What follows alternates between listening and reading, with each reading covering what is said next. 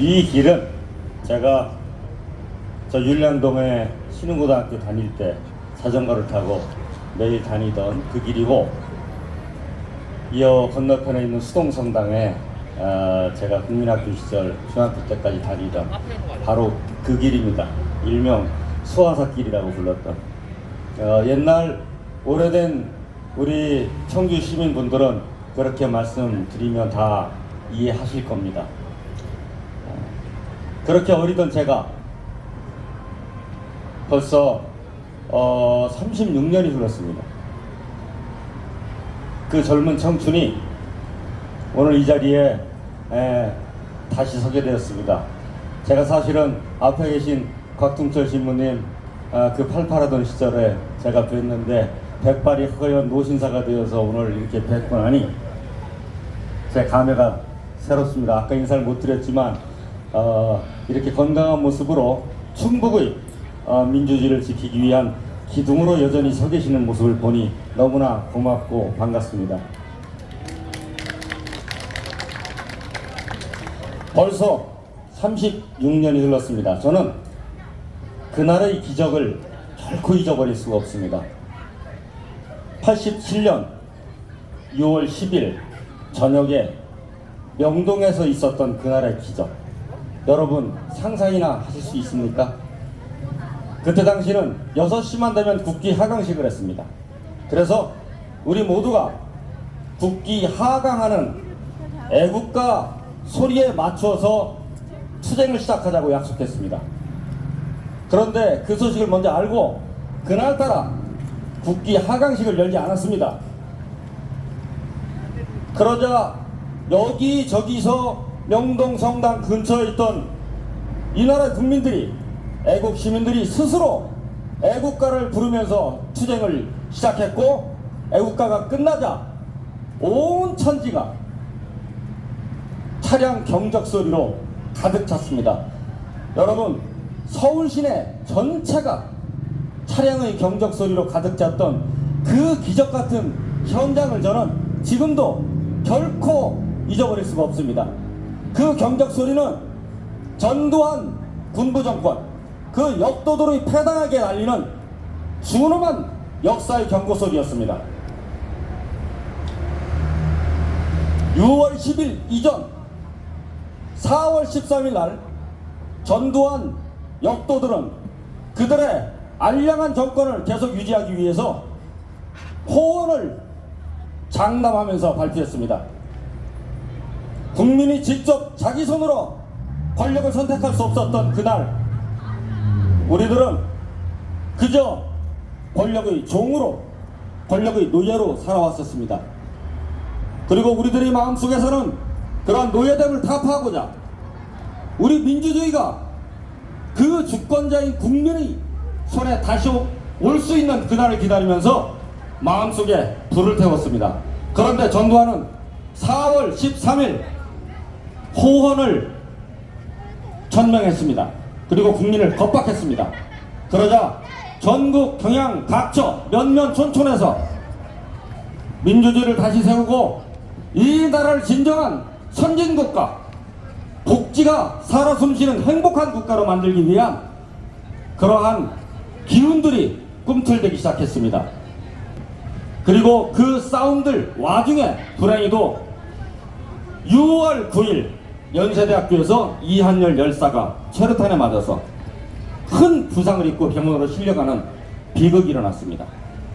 이것이 도화선이 되어서 6월 10일 전국에서 애국 시민들이 민주주의를 다시 세우고 군부 독재를 철폐하고자 발벗고 나섰습니다.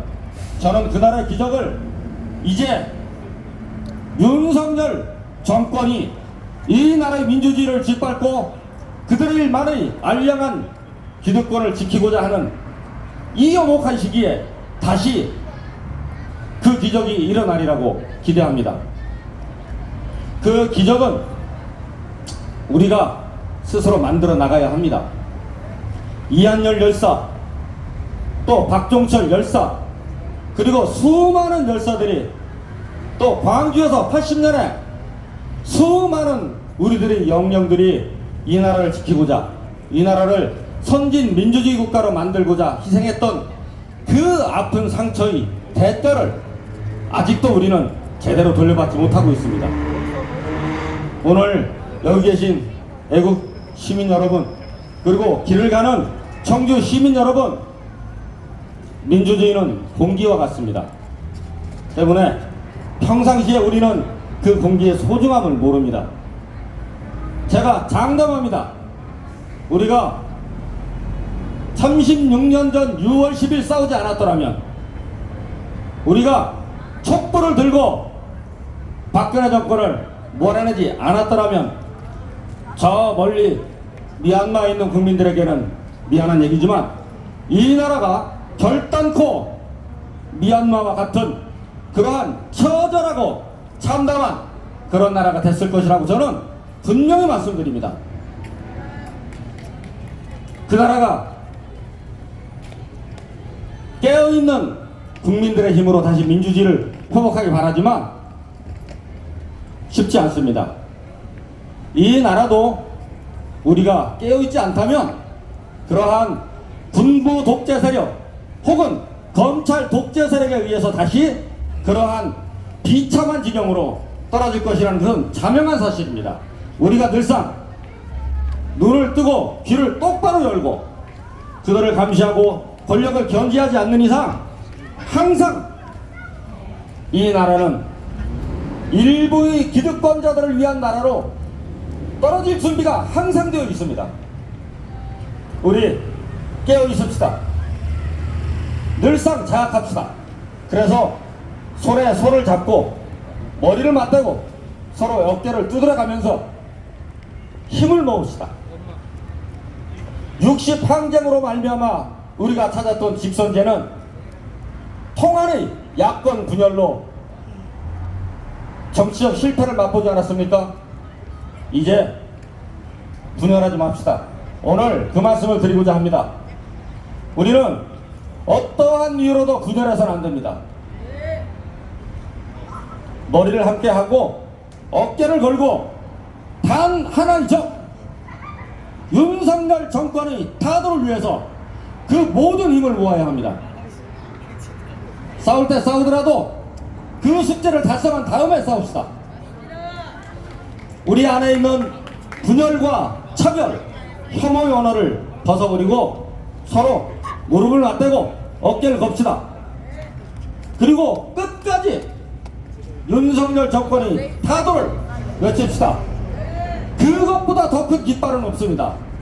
오늘 그 말씀을 먼저 말씀드리고, 한 가지 더, 제가 이제 환갑이 되고 보니 여기 다 나이가 지긋하시고 환갑이 넘으셨지만 이제 자식들 다 키우고 마누라 재미 다 보고 이제 나라 만드는 재미로 살아봅시다. 제안 드립니다. 여러분, 진정으로 행복한 나라, 민주주의가 살아숨쉬는 그런 나라, 이런 나라를 한 땀 한 땀, 한 걸음 한 걸음 만들어 나가는 것이 얼마나 행복한 일입니까? 이제 남은 여생 그러한 나라를 만드는 재미로 우리 살아갑시다. 이 나라의 역사를 이제 환갑내기들이 만들어 봅시다. 한번 젊은 사람들은 그저 따라오셔도 좋습니다. 이 나라가 창대한 발전을 하기 위해서는 지혜롭고 경험 많은 우리 좀 나이 지긋한 환갑내기, 그리고 그 선배님들이 이끌어 나갑시다. 그리고 젊은이들에게 그 미래를 선물해 주면 되지 않겠습니까? 오늘 저희 고향 청주에 오랜만에 와서 많은 동지 재현 분들을 뵈니 마치 고향의 큰 어르신들을 뵙는 것 같고 제 마음이 너무나 편안합니다. 저는 확신합니다. 이 편안한 우리들의 꿈이 우리만이 아니라 모든 청주 시민, 충북 도민, 그리고 전국의 민주주의를 영원하는 애국 시민과 국민들에게 모두 함께 전해지는 그런 날이 반드시 올 것이라고 저는 확신합니다. 제가 계산해서 바쁜 와중입니다만 세상에 이거보다 더 바쁜 일이 없겠습니까? 우리 모두 36년 전 그날처럼 100만의 군중들이 윤석열 패당을 몰아내는 그날을 만들어 봅시다. 그리하여 결단코 하루라도 더 빨리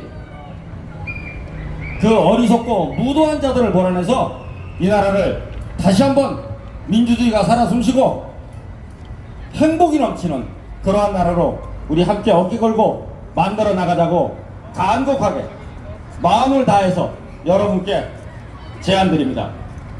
감사합니다.